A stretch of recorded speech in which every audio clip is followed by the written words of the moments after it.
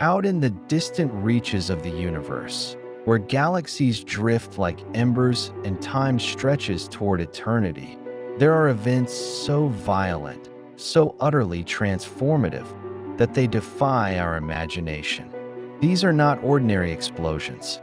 They are not even ordinary supernovae, those stellar deaths that shine for weeks with the brilliance of billions of suns. No, these are hypernovae. When they occur, they rip apart stars dozens of times more massive than our sun, unleashing energies on a scale we can barely comprehend. For a brief moment, they can outshine entire galaxies. They send shock waves of matter across interstellar space, forge the heaviest elements in the periodic table, and often leave behind the most enigmatic objects in the cosmos: black holes. Hypernovae are not just explosions. They are symphonies of destruction, loud, brief, and cosmically profound. And within their fury lies the story of creation, death, and renewal on the grandest scale. This is their story. To understand a hypernova, we must first understand the star that gives birth to it. Not all stars die the same way. Smaller stars, like our sun, end their lives gently, puffing away their outer layers and leaving behind white dwarfs. But massive stars live fast, burn bright, and die violently. These are stars at least 30 times more massive than the sun. Their cores burn through hydrogen, helium, and heavier elements in a relentless chain of fusion reactions. But this furnace cannot last forever. When iron forms in the core, the star has reached the end of the line.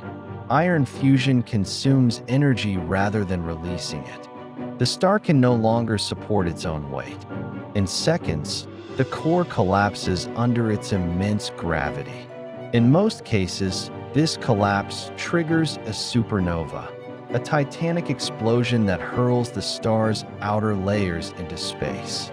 But in the most massive and rapidly rotating stars, the collapse goes further, faster, hotter, more violent, and that's when a hypernova occurs. A hypernova is not merely a bigger supernova. It is an entirely different beast. Where a typical supernova releases about 10 joules of energy, a hypernova can release 10 to 50 times more. The mechanics are complex, involving extreme rotation, strong magnetic fields, and sometimes even binary star systems that feed angular momentum into one doomed core. In some models, the collapsing core forms a rapidly spinning black hole, surrounded by a dense accretion disk of infalling material. This setup can launch relativistic jets, narrow beams of plasma traveling near the speed of light, that punch through the outer layers of the star and escape into space. These jets are thought to power some of the brightest phenomena in the universe, long-duration gamma-ray bursts. For a few fleeting seconds, a gamma-ray burst releases more energy than the sun will emit over its entire lifetime. If pointed directly at Earth, even from thousands of light years away, it could disrupt our atmosphere. And at the heart of it all lies the hypernova. What follows a hypernova is not silence, but consequence. The blast wave expands outward, carrying with it the heavy elements forged in the heart of the dying star: gold, platinum, uranium, and more. These materials seed interstellar space, enriching the clouds of gas and dust that will one day collapse into new stars and planets. In a very real sense, we owe our existence to such violence. The iron in your blood, the calcium in your bones, the gold in your jewelry, it all began in a star, and in some cases, in a hypernova.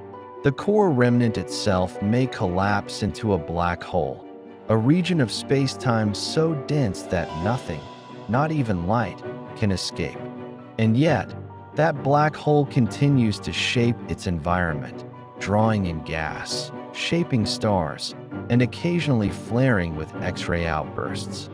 From this death emerges a new form, something darker, quieter, but no less important.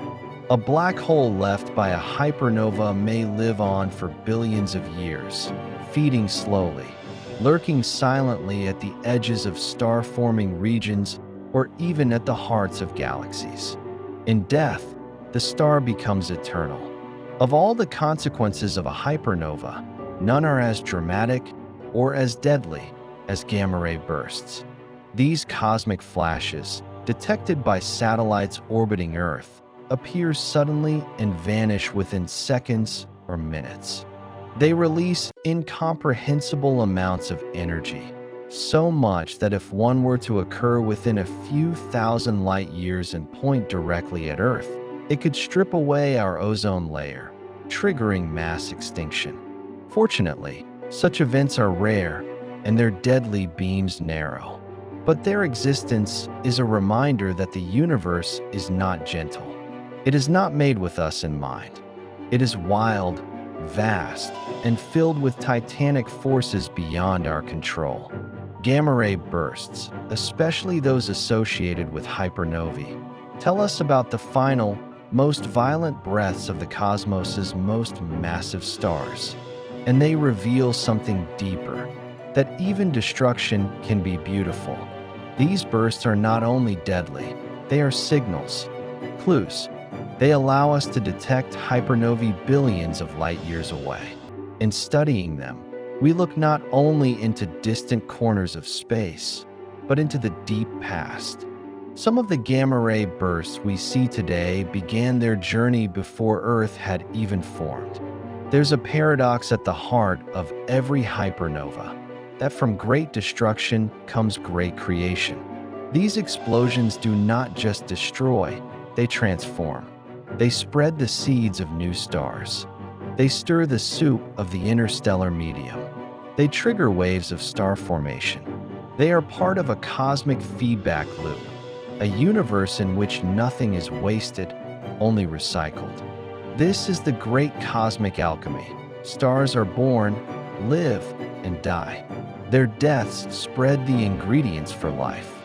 And from those remains, new stars, and eventually planets, emerge. It's a chain of being written in nuclear fire, played out over billions of years.